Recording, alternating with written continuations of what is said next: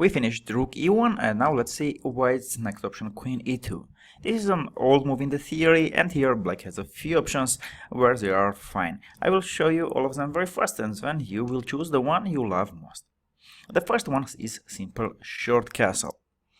Now the old theory here was e5, attacking f6 knight, knight d5, and queen c4.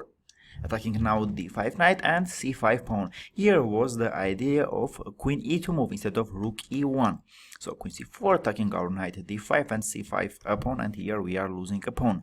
But it's very cool for us. We just go knight c7 back.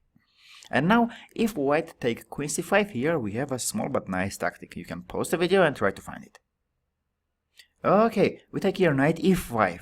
We take opponent's pawn, and after knight e5, we play d6, attacking queen and knight, and then we take the knight back with a very good position. And if white takes knight f7, okay, we take dc5, opponent's queen, he takes our queen, and now instead of taking the d8 knight, we take opponent bishop on b5, and now d8 knight is trapped, so here we are winning.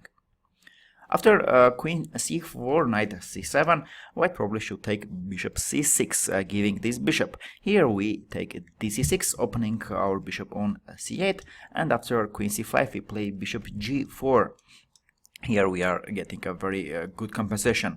First we have two bishops, opponent knight on f3 is attacked, because if we take bishop f3 then king on g1 will become very weak. Also e5 pawn is weak, and white is having big problems with their development.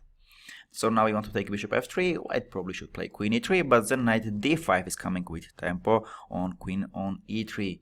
Now if queen e2, then it will be knight f4, knight will come to d3 very strongly. And if queen e4, we play bishop f5, and after queen h4, bishop d3 with tempo on rook on f1, and if rook e1, we can play also c5 and have a very good compensation due to our two bishops, our very strong bishop on d3, and white problems with development of the queen side.